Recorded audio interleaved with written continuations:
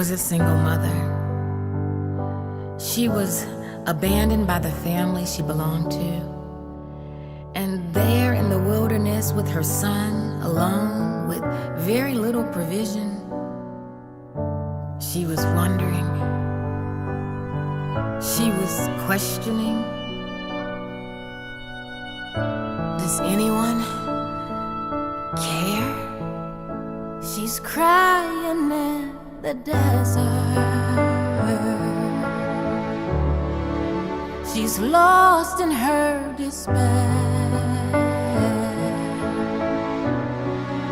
She thinks nobody loves her. Hey, God thinks nobody's there.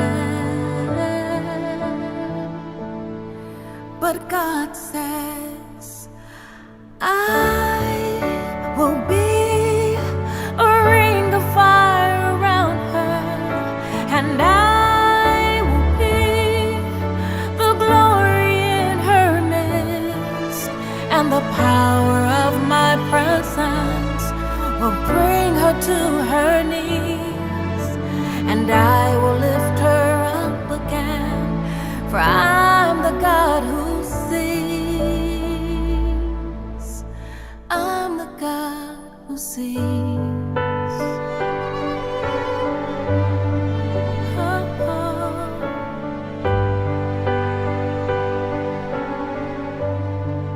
Then he speaks in gentle whispers,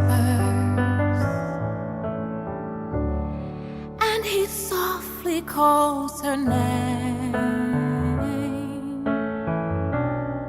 She feels his arms enfold her as he holds her, and she'll never be the same,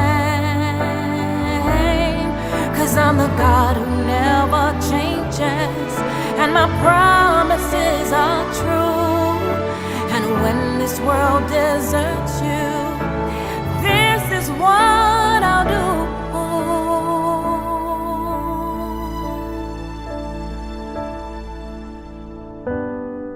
And then there was another woman named Ruth. She was from the land of Moab, and she was met with grief and heartache. She was a widow, and she lived with her mother-in-law, who was also a widow. And now it was time to move on. But Ruth had never been to Bethlehem. She had never tasted of the house of bread. But now she had heard an inner invitation to come and taste and see. And so she vowed herself to her mother-in-law and said, where you go, I will go. Where you lie, I will lie. Where you die, I will die.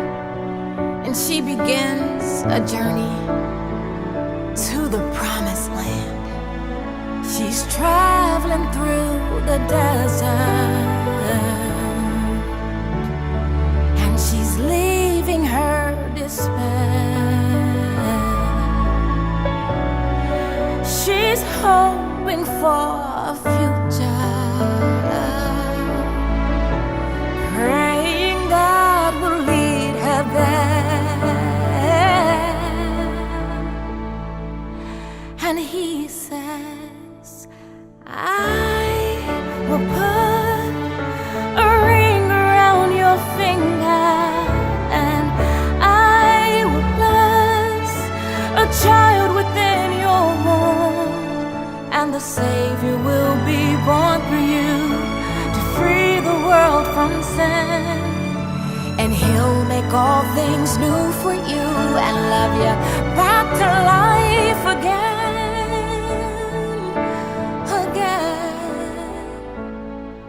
And then from Ruth, who gave birth to a son, Obed, who gave birth to a son, Jesse, who gave birth to a son named David.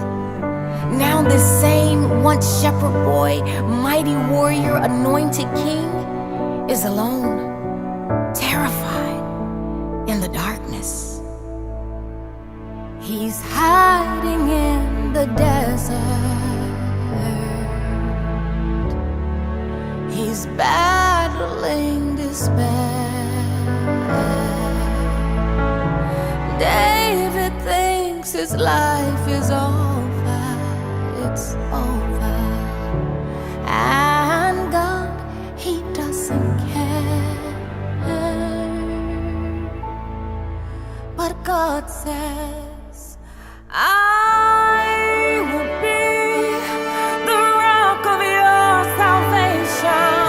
I'll hold you up by the strength of my right hand, and the power of my spirit will free you from all fear.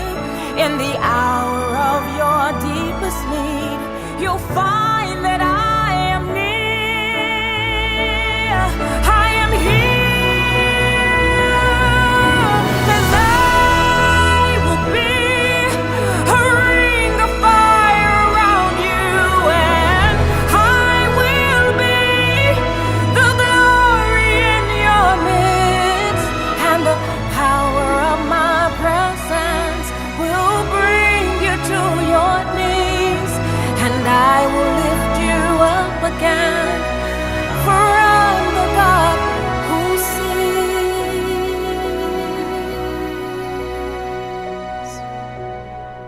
And then from the line of David, finally, Jesus, the Messiah, the Anointed One, Yeshua, the Christ, born in the same house of bread to be the bread of life in the town of Bethlehem.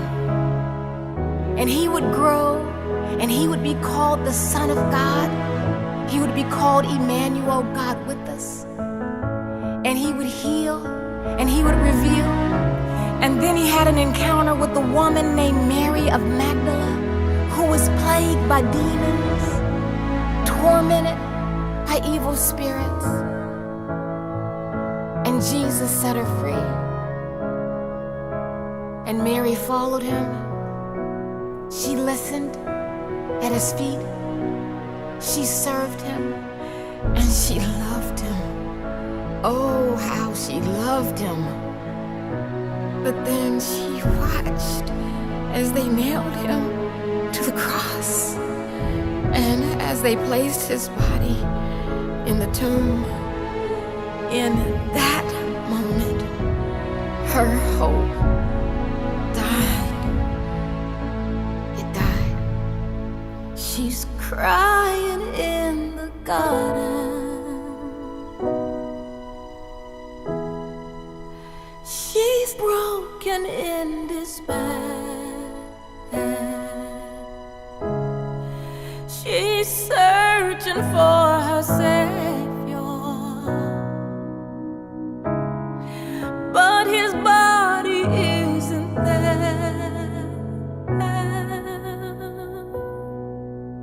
Then he says, Mary, glory, glory, glory, hallelujah. I will be the glory in your midst.